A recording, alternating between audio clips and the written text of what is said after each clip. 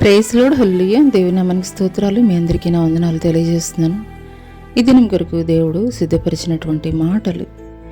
ప్రియ సహోదరి సహోదరుడా, అనేక సార్లు మన జీవితంలో ఎదురయ్యేటువంటి పరిస్థితులు ఏ రీతిగా ఉంటాయనంటే, ఆ పరిస్థితులు మన జీవితాన్ని ముంచివేస్తాయేమో, మన జీవితం ఇంకా అక్కడతోటి ఆగిపోతుందేమో, ఇంకా ఈ పరిస్థితి నుండి ఇంకా నేను బయటికి రాలేనేమో, ఈ రీతిగా పరిస్థితులు మనల్ని తాకుతున్నప్పుడు మనం ఎంతగానో ఆ పరిస్థితులను బట్టి, ఆ యొక్క అలజడులను బట్టి మన హృదయం ఎంతగానో కలవరంతో నిండిపోతూ ఉంటుంది.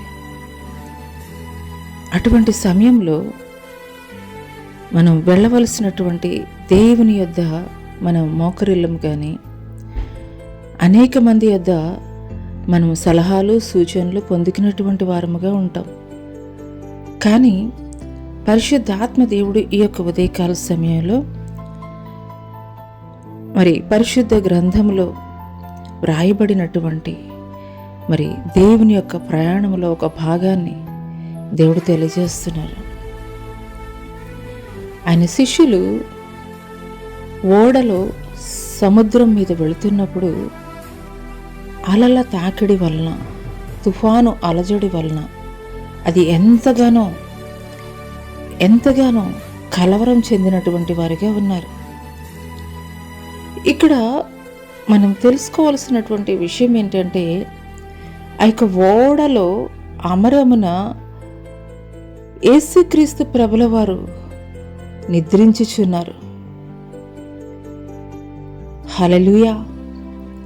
అంత తుఫానులో, అంత అలజడిలో ఆయన అంత ప్రశాంతంగా ఎలా ఉండగలిగారు? కానీ అదే నావలో ఉన్నటువంటి శిష్యులు మాత్రం ఎందుకు అంత కలవరంతో తలడిల్లిపోతున్నారు? ఎందుకు తలడిల్లిపోతున్నారంటే, వాళ్ళల్లో ఉన్నటువంటి అవిశ్వాసమే. ఆ శిష్యులు అడుగుతున్నారు, అయ్యా మేము నశించిపోతున్నాం, మీకు చింత లేదా అని అడుగుతున్నారు. హల్లెలూయా. ఆ తుఫాను ఆపడం అనేది ఆయనకి ఏమైనా అసాధ్యమైనటువంటి పనా? లేదంటే ఆ నావలో ఆయన శిష్యులు ఉన్నారనేటువంటి విషయం ఆయనకి గుర్తెరిగి ఉండలేదా? ఖచ్చితంగా తెలుసు. ప్రతికూలమైనటువంటి పరిస్థితుల్లోనే నీ విశ్వాసం ఏ రీతిగా ఉన్నదనేటువంటి విషయాన్ని దేవుడు గమనిస్తూ ఉంటాడు. మనం ఆయన ఉండేటువంటి నావలోని మనం ప్రయాణం చేస్తూ ఉంటాము. అయినప్పటికీ కూడాను ప్రతికూల పరిస్థితులు ఎదురైనప్పుడు తల్లడిల్లిపోతూ ఉంటాము. ఆ నావ ఏ రీతిగా అటు ఇటు కొట్టుకుంటూ ఉంటుందో, మన హృదయం, మన ఆలోచనలు, మన తలంపులు కూడా అదే రీతిగా అలజడికి గురవుతూ ఉంటాయి. అటువంటి సమయంలోనే దేవుడు నిన్ను పరీక్షిస్తూ ఉంటాడు. ఆ యొక్క పరిస్థితుల వైపు నువ్వు చూస్తున్నావా? లేదంటే కనుక నీవు నమ్ముకున్నటువంటి దేవుడు నా పక్కనే ఉన్నాడు, నా పక్షముగానే ఉన్నాడు, కాబట్టి ఎలాంటి అలజడి లాంటి, తుఫానులు లాంటి పరిస్థితులు ఎదురైనా కానీ నేను భయపడను అనేటువంటి స్థిరమైనటువంటి విశ్వాసాన్ని కలిగి ఉన్నావా?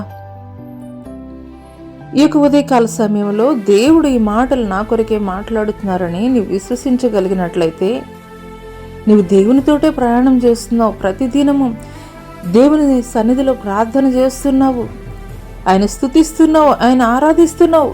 కానీ నీ హృదయంలో ఉన్నటువంటి కలవరం మాత్రం విడిచిపెట్టడం లేదు. అందుకొరకే దేవుడు ఆయన శిష్యులతోటి మాట్లాడుతున్నారు, అల్ప విశ్వాసులరా, నువ్వే రీతిగా ఉన్నావు? నీ నావలో దేవుడు ఉన్నప్పుడు, నీ నావలో దేవుడు నీకు తోడుగా నడుస్తున్నప్పుడు విశ్వాసంతో నువ్వు కొనసాగుతున్నావా? లేదంటే అవిశ్వాసంతో కొనసాగుతున్నావా?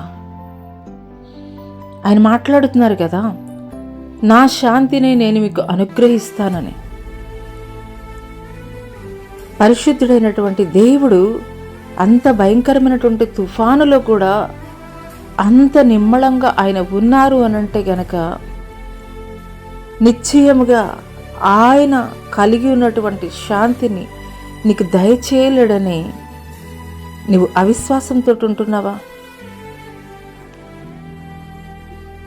ఈ మాటలు వింటున్నటువంటి ప్రియనేస్తమా, నీ జీవితంలో ఎలాంటి పరిస్థితులు ఎదురైనప్పటికీ, ఎలాంటి కలవరాలు ఎదురైనప్పటికీ ఒక్కటే విశ్వాసాన్ని కలిగి ఉండు. ఏ పరిస్థితులు కూడాను నిన్ను తాకలేవు. ఎందుకంటే నీ నావలో యేసయ్య ఉన్నాడు. ఆయన శాంతిని ఆయన నీకు అనుగ్రహించేటువంటి వాడిగా ఉన్నాడు. స్థిరమైనటువంటి విశ్వాసాన్ని కలిగి ఉండు. దేవుడు నీకు సహాయకుడిగా ఉంటాడు. అటు కృప దేవుడు నీకు దయచేయునుగాక. ఆమేన్.